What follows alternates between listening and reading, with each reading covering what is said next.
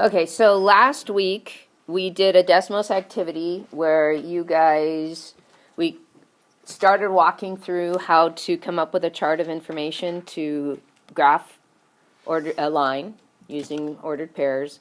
And then we did it for another situation and we graphed it on the same axes. And we were looking at where those two lines intersected. And that point of intersection became a transition point.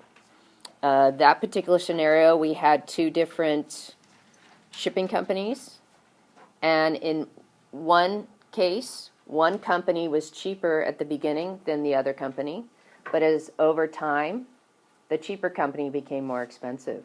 So that idea of where they crossed is the point where you can decide, based on my needs, is the cheaper one going to be the guy on top or the guy on bottom? Which equation, which route, which payment should I be making?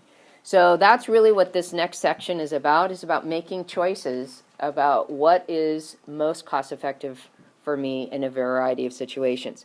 So we're going to be taking some official notes on that. You guys had a practice sheet where you're supposed to go on Desmos, enter those two equations, and see where the points, the two lines intersected, and write that point down. Most people did not accomplish that task. So you're going to notice when you get those grades, they're going to be not 2 points. Okay. Some people didn't turn in both papers, so that was a loss of a point.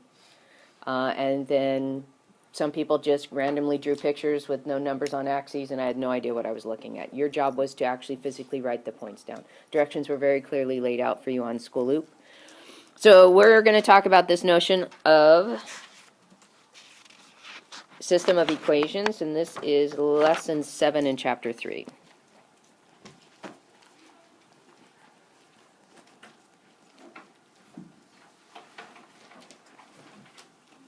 So system of equations, and we're going to solve by graphing.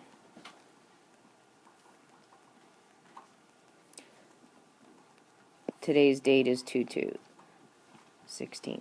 So one of the things I've been mentioning is if you guys have been struggling with how to graph and you haven't done anything about it, this next part is going to be a little touchy, a little hard. And we're going to be graphing system of equations, finding the solution for a couple of days. And then we're going to talk about how you could solve those same two equations to figure out where they intersect without drawing a picture of it, just calculating the answer. Okay, so I'm going to teach you a way to do that algebraically. So let's define what is a system of equations.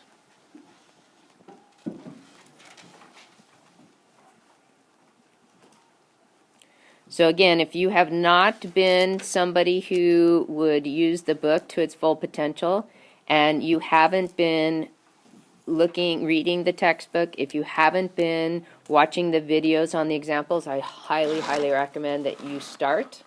That's how you learn. Okay, so a system of equations is defined as two or more equations with the same set of variables.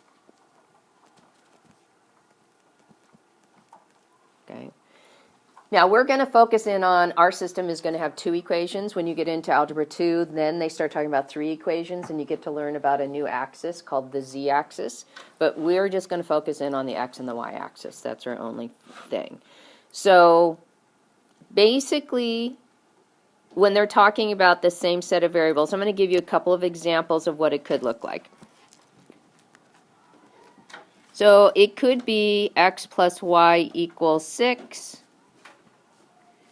and y equals 3x minus 1.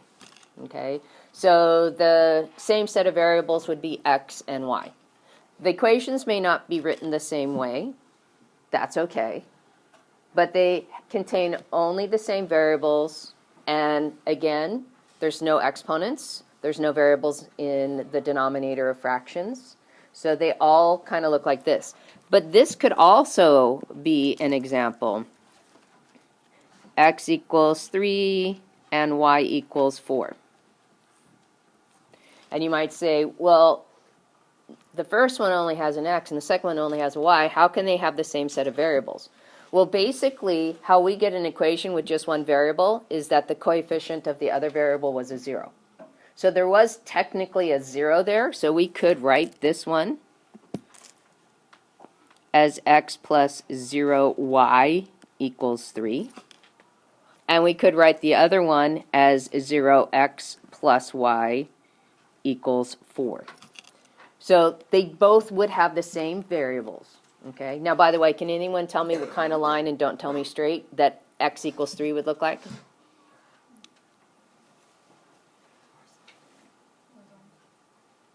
You have 50-50 chance of getting this one right. Savannah?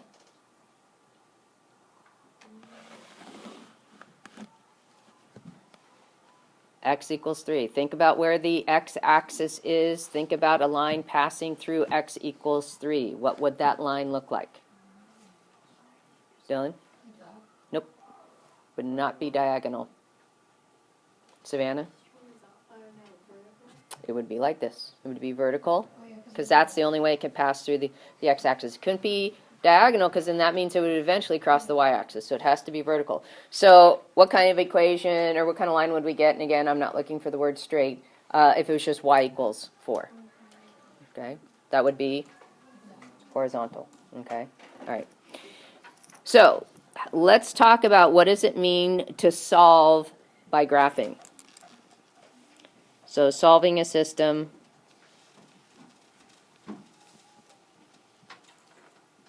by graphing.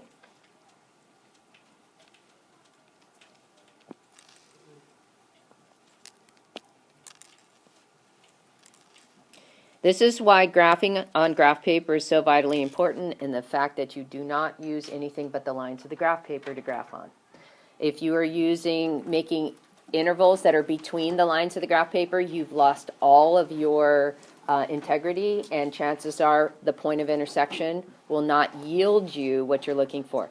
Now, we understand that graphing can be dicey, and trying to interpret an answer that's not an integer is near to impossible. So when we test you, and I'm looking at the questions that the book has, and I'm pretty confident that all the solutions should hit at the lines of the graph paper and should give you integer coordinates only. Okay, so if you're getting something that's not passing through, then that means you're not using a ruler and you're not being accurate when you graph. And when you're graphing, it's not so much, you do have to be really cautious about making sure that your ruler and your line passes through the center of your points at the place where it's intersecting the lines of the graph paper. When you're just even a tad off, you run into a problem interpreting what your answer is going to be. So it's so vitally important that you guys are as accurate as possible. Now, you can use Desmos to double check your work. However, you can't use Desmos on the test. So you can't rely upon it as your graphing system, because you're not going to do well on the test. You've got to learn how to do this on your own.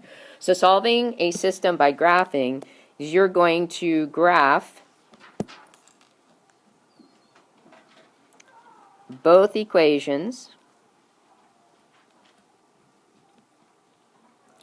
on the, on the same set of axes. So you're going to have one coordinate system. The point of intersection,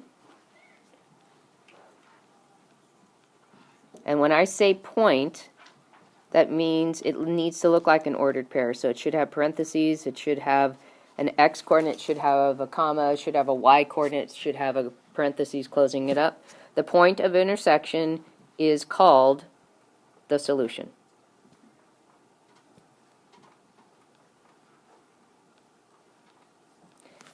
Think how accurate you need to be in order to get your point to be on the lines of the graph paper. Okay.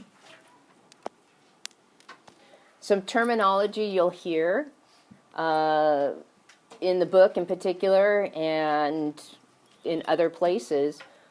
That ordered pair, that solution, it satisfies, so meets the conditions, So it satisfies both equations. Oh, hello. I need to spell that better. Try that again. Satisfies both equations.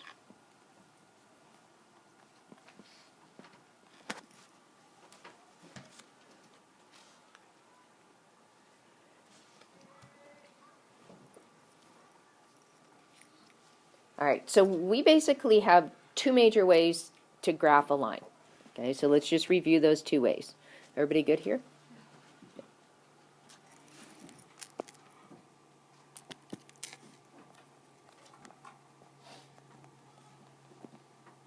Ways to graph a line. So what are the two ways that we've talked about how you would graph a line? What would your equation look like, and what information could you get from it to graph it? You just did it on your test, which was just a retest of what you've done before. Savannah. Very good. So you can graph the x and y intercepts.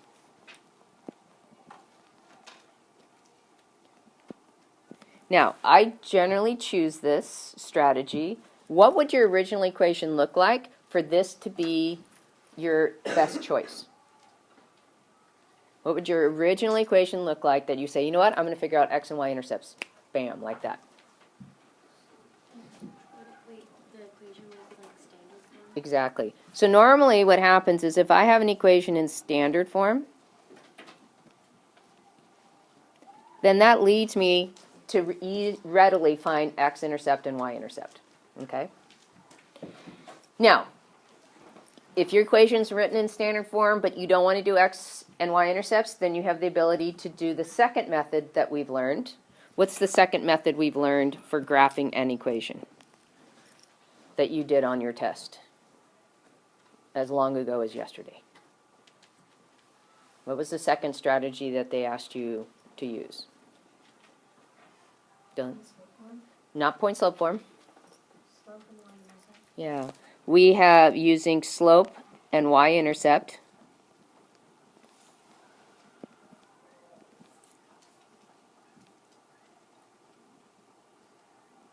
Remember, slope is the m, and the y-intercept is the b. And what form would your equation be written in order for you to get those two pieces of information in order to graph? Not point slope form. Slope intercept form. Point slope form, you can graph from that. We talked about how that's a little bit dicier with getting the signs right. So this is what I see some people do. They love intercepts. So they solve every equation in standard form, find the x-intercept, find the y-intercept, graph. Okay? Some people love slope-intercept form. So they solve the equations to look like slope-intercept form. They find the slope and the y-intercept, and they graph that way. Some people graph the way it comes up. If it's given to them as standard form, they figure out the intercepts. If it's given to them as slope-intercept form, they use the slope and the y-intercept. You get to decide how you want to do it. There's a lot of freedom how to solve this. So let's go ahead and do an example. And I would say let's do the example on the other side. So we'll do 2 pages for our notes today.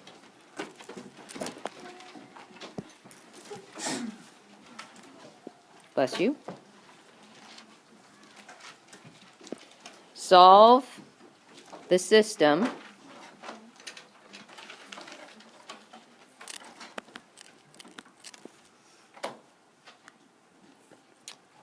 y equals negative 2x plus, minus 3,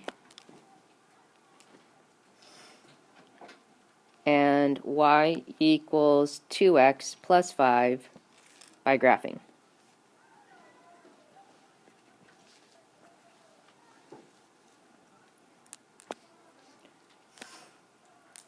Get some graph paper. Okay, so based on how they've given you the equations, what do you think is going to be the most effective, efficient, fastest way of graphing those two equations? Mr. Granger? Yeah, they've given it to us in slope-intercept form, so if we identify the slope and the y-intercept for each one, this should be easy to graph. So I'm going to break that down over on the side. So we'll start with the first equation. And I'm going to identify the two key pieces. So what's the slope in this one? -2. Now, because it's graphing, I need two values because I need to graph a rise and a run number. So we're going to give it a denominator of 1. What's the y-intercept? -3. Everything after the x, including the sign. Okay, so those are going to be the two I graph. And then on the second equation, y equals 2x plus 5. What's the slope in this one? 2, and we are going to give it a denominator of 1, and the y-intercept is 5. So when I'm drawing my graph, I'm going to cater it to what I have. So I have to go up as high as 5, and I have to go down actually as low as 5. So let's see, 5, 4, 3, 2, 1. Oop. 1, 2, 3, 4, 5. And then we're going to go over just a couple on my y's. So arrow caps, label X, label Y, tick marks that get labeled every other number. Make sure we have negatives going down and going to the left, or going down and going to the left. And then I'm going to graph these color coded. So the first one said go to where B equals -3, then rise down 2 and to the right 1. And then we're going to draw a graph that goes, through the center of those points.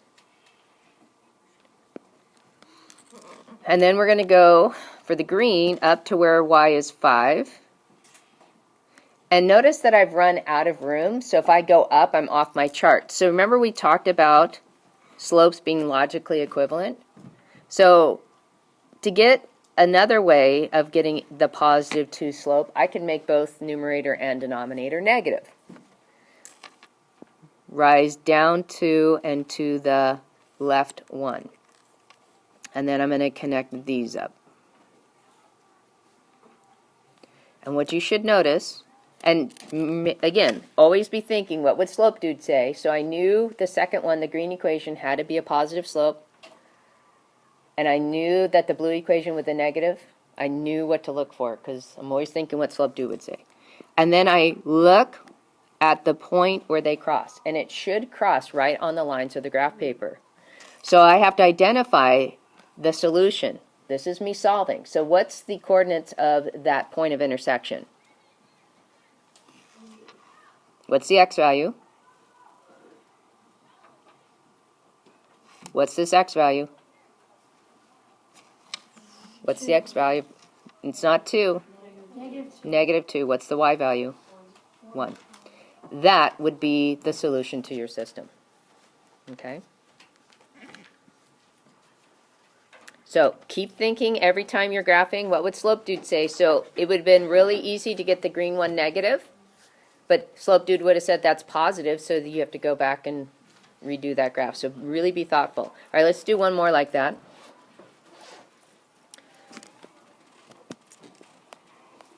Let's do y equals x minus 1 and y equals 2x minus 2. Dang it. So again, what do you think is going to be the best way to graph these?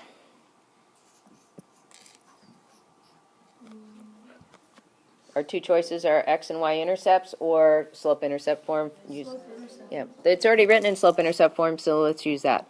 So what's the slope of the first one? 1. So we're going to give it a denominator of 1. And what is its y-intercept? -1.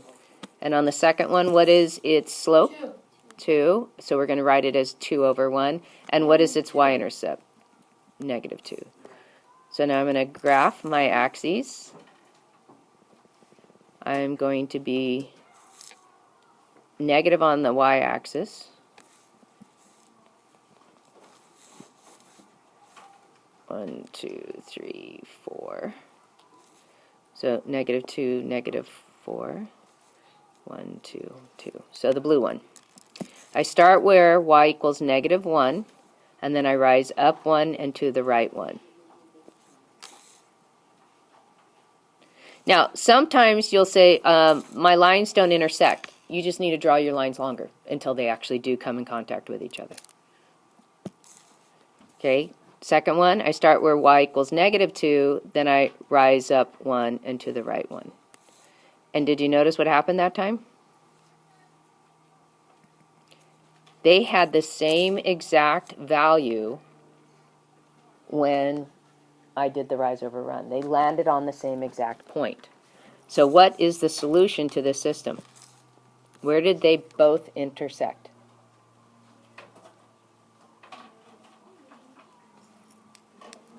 See right here? 1, 0. The x-intercept. Okay? They both had the same x-intercept. All right? So if I'm not mistaken, I think most of the equations are written for you. Let's have a look real quickly at your homework. Yeah, most of them seem to be written in... Oh, no, there's a couple. There's a couple that are written in standard form. There's a couple that aren't quite slope-intercept form, and you have to think about what to do to them. Okay? All right. So let me talk about... This is back on the note side now.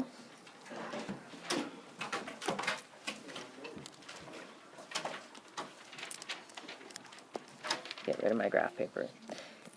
So I'm going to talk to you about there's 3 possible outcomes when we're graphing a system. So we're going to talk about, number of solutions.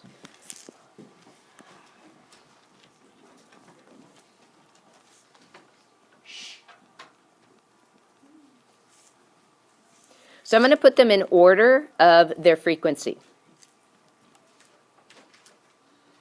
So number of solutions. So the most frequent occurrence when we're graphing a system is that the 2 lines are going to intersect once. They can't intersect more than once. If they do, they're not a line. Okay, so keep that in mind. So, well, they can technically, but I'll show you how that looks like. So if the lines intersect,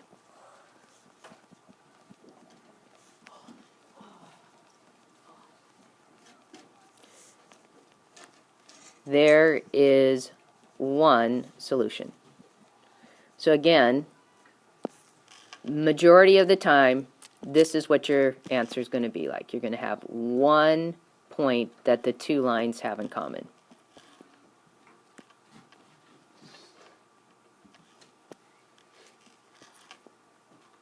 Okay? That's the most common. Palmer, we're taking notes. Second,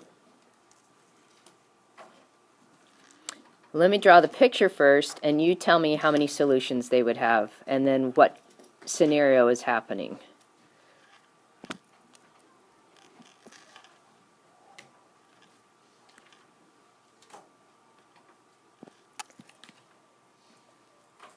Okay. What is the solution to this system? None. What kind of lines are those? Parallel. So there is a situation where we could have parallel lines. So if, and we seem to be stuck a little bit. There we go. If the lines are parallel,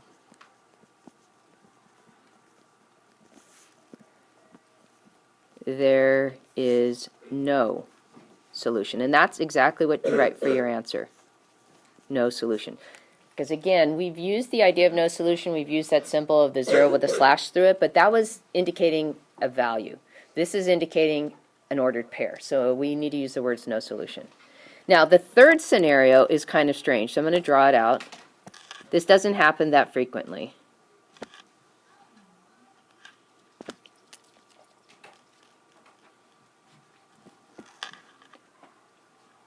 So I graph my first line, and I graph my second line. What do you see is happening with those 2 graphs? They're on top of each other because they turn out to be the same exact line. So how many solutions do they have in common? No, they don't touch each other in 2 spots. they have everything in common. Okay? So, if the lines are the same,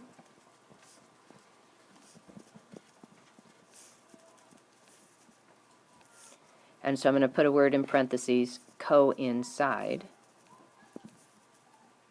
So if the lines are the same, they coincide. There is infinitely many solutions. Now, having taken the benchmark that covered some of this material, is some of what you saw in the benchmark starting to go, oh, that's what that meant? Is you guys starting to, oh, now, okay, I see what it is. Okay, so that's going to be the issue here. So I'm going to give you, again, let's do a couple quick examples. And the two I'm going to show you are going to deal with parallel line. Oh, why did I put an extra E on parallel? That was weird. Parallelly, man, I was trying to do ukulele or something. I don't know. You should have said something. Okay. Let's do, is everybody good? Can I move? Yeah. Yes? Okay. So let's deal with the two scenarios. The directions would say the same thing. Solve by graphing.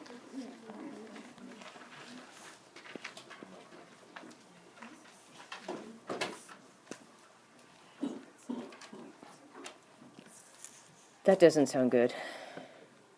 That doesn't sound good, your cough. So we're on example 3. Let's say I give you these two equations, y equals 2x plus 1, y equals 2x minus 3. All right, so let's identify slope and y-intercept. What's the slope on the first one? Oops, sorry. Slope. 2 over 1. We're going to have 2, make it a fraction, 2 over 1, and its y-intercept? B. I mean 1. I need the number, thank you, 1. And then the next one, what's its slope? 2 over 1, and its y-intercept? Negative 3. -3. I'm going to add my, oh, I need graph paper. So I'm going to add my axes.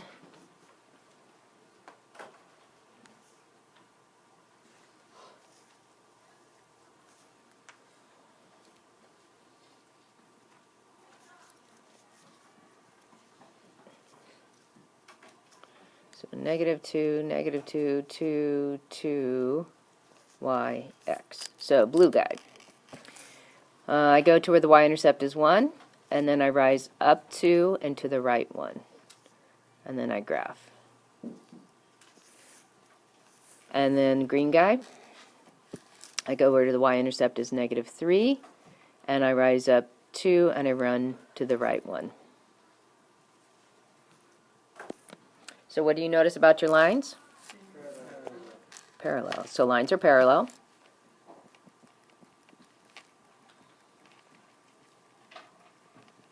So what would it be our number of solutions?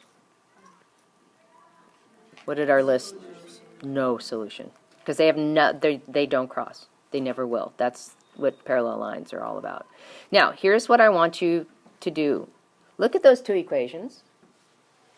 Did you notice anything interesting that may be the reason why they turned out to be parallel? Bingo. Good job, Savannah. So here's something to look for. Oh, let's write it this way. Parallel lines have the same slope. So, smarty pants out there will notice this. Not you, everybody who's a smarty pants, but you're a smarty pants. Smarty pants out there, hopefully most of you, when you're asked to graph a system and you notice the slopes are the same, don't graph. Say same slopes, parallel lines, no solution. That justifies the answer. That's your work.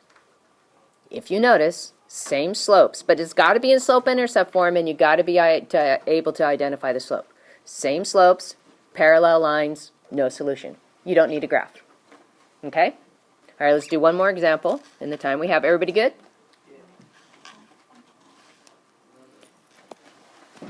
So last one, number 4. Remember I told you we're going to get some equations that they're not going to be already ready to go and we're going to have to do some alterations to them? This is an example of one that you'll see. I saw several that had parentheses and you had to distribute to get rid of the parentheses, but that's okay. So the first one is already set to go, so I can identify the slope and the y-intercept. What's the slope? 2 over 1. Okay, so it's 2, and we're going to make it a fraction, and the y-intercept? The 1. 1. So before I can make a judgment, that equation, the second one, isn't in slope-intercept form, so I need to do that. How do I solve for slope-intercept form? What do I need to do? Giselle? Yeah, so I'm going to do inverse operations with a 3. I'm going to add it to both sides. And that gives me the equation y equals 2x plus 1. And its slope would be? 2 over 1. It's the same thing. Yeah. If you notice, you end up getting the same line. So if you have the same slope, same y-intercept, same equation, it would have to be the same line.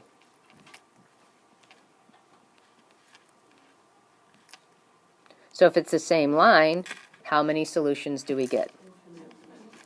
So we would say the answer is infinitely many solutions. Did you see me graph? Nope. So if you're smarty pants,